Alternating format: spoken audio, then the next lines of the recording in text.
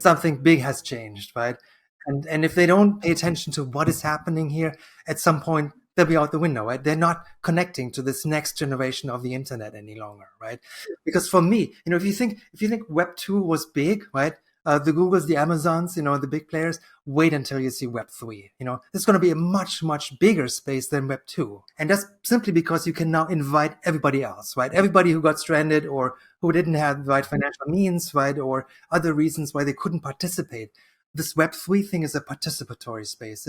It's inclusive enough to invite everybody else to say, you have a voice, you have an idea, well, come try it out, join it and see what you can do with this. And that led me to sort of the thing that I'm building now called Haifa DAO, right? So again, it's a container, it's a space where you can build these environments that are meant for trust, right? It's designed from trust, It's a space where you invite people to solve problems together, right? So, and that is the fascinating aspect. And the theme I see, for me, across all those years, right? Come together, realize your potential, look at the humanity here, right? Look at the relationships you're building in these spaces and see if we have a better vehicle now, a vessel really, to move us all forward to a better future. Web 2, everybody knows, you need your username and password, you set up an account, you don't own that account, it's the company that owns it, right? Web 3 is entirely different, right? This is where you have your own, what's called a wallet here.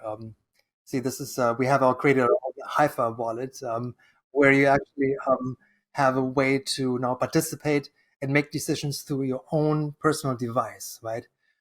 Much more secure because your private key is stored on this phone. It doesn't exist anywhere else. So it's kind of the end of the username and password era. Now you have a new era where only this thing called private key matters, right? And it gives you the right to participate, right? It gives you the right to transact, right? So if you have the same wallet and you can download it, for free, and install it and create your account for free, right? So if you have that account, now I can actually transact with you. I can say, I have a couple of tokens, let me send that over to you. And then you can send it to another person, right? And you immediately set some, circular thing in motion. Coming back to the DAO itself, what we do there is setting up proposals. So meaning DAOs are, sometimes I call them agreement machines, right? So we want to come to agreements because now the fertility is there to create a space of trust. Now, what do we do with this trust? Well, we make decisions, right? So we make proposals and see if everybody's aligned with that proposal. And once you've done this proposal, you post it on the DAO, right? Everybody sees it. It's a transparent space. It's highly visible. And then I can say, I support that proposal. Yes, I use my wallet again here, right? Go in there and support it, right? And others do that too. So you can see how democratic that gets, right? To say new proposals are floating up to the surface. We're deciding on these together, right? And then move forward from there. In the past, there's like a founding team, right? A couple of people coming together with the initial ideas, right? So they make up what we call the core team space, right? So the core team comes together, sets up maybe the first proposals to say, this is how we define how we work together, right? This is the purpose of our organization, right? For me, the DAO is like the ideal place to create more purpose-oriented organization, right? Yes. They're not for profit, they're for purpose, really, right? That's a yes, no, abstain thing, right? And you can then say, okay, what it means to say yes, for the organization, you decide that, And there's a thing called unity and quorum, where you can say, we need an alignment of 60%, 70% of members need to say yes, the rest, can say no, it's okay. Or we need at least 20% of people present, for making this decision, right? So the unity and quorum is then a parameter that says, let's tune that in a way that says, how far do you want to go with this, right? Is it full consensus? Does it mean, yes, 100% people need to be here to decide and they all need to say yes? Fine, so be it. You can try that. If it's majority voting, you say, okay, it's 51%, of people saying yes and 51% at least need to show up here, right? So suddenly you have majority vote, right? But then you get into all kinds of combinations that are really interesting to explore, inside this binary decision space. At Haifa, we're using something called 80-20, almost like a Pareto principle. It's like magic setting, as you said at the beginning. There's something magic about DAOs, where you say 80% need to agree to that, and 20% need to show up. And that has worked for over 1,000 proposals for us, right? Where we get to a point, yes, sometimes there's disagreement, right? And it does not pass, right? But then you always come back to, oh, we didn't actually do enough sense making, right? So there's always this distinction of sense making before decision making. If you're familiar with Renan Heyi, something that has developed in China with Haier, Haier, a large, appliances manufacturer in China. Oh, of course. Of course, yes. You've been there, right? Yeah, so you know this story, right?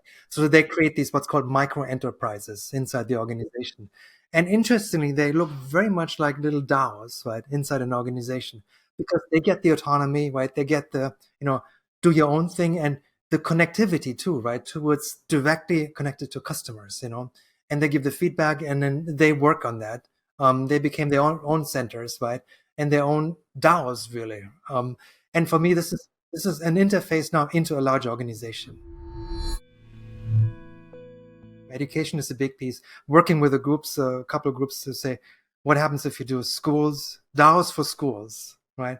So what if you suddenly open up this participatory space for all of the stakeholders in the school environment, right?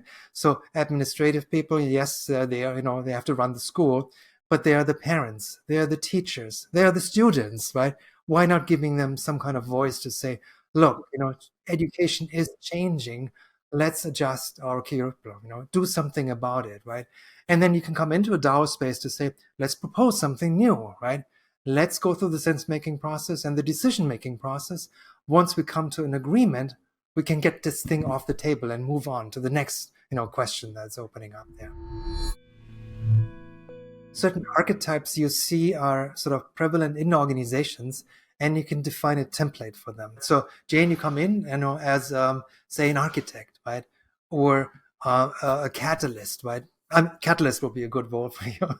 So I'm creating a role archetype for the Imaginized DAO to say, there's a catalyst role. You are the catalyst. And the only thing you do is you apply for that role, right? And based on your, say, expertise, we can also break it down into different levels of roles. What would you advise people if someone wants to start a DAO? What advice would you give to them? First point is, recognizing to see this as a sort of expanding space, as an open space, as an invitation, for others to contribute, right? You're a contributor to something that's anchored in a purpose and a mission, right? So see if you can align with that kind of vision, right? See if you can align with the people. Sense the trust that is already present in the space, right? That's the first thing. If we have new people coming to join Haifa, the Haifa DAO, is they sense it immediately that something is different from a traditional organization, right? The way we talk, the way we meet, the way we make these agreements is different, right? And that's a hard thing for a lot of people to let go of the baggage they brought in from the traditional thing, right? Where are my employees? Who do I report to? Well, no, nobody, right? There is no boss here, right?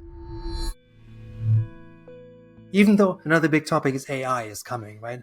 So generative AI is now finding its way into organizations, right? What do we do with that suddenly, right?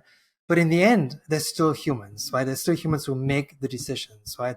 We have to decide which path are we taking, right? We're not handing this over to the AI, but there's the strong sort of aspect of, I need to trust you, Jane. I need to make sure that the decisions we're making together are fully aligned, right? It resonates with the purpose we're having here for our, Imaginized DAO, and let's do that. For more from this interview, subscribe to Imaginize World on YouTube or wherever you listen to your podcasts.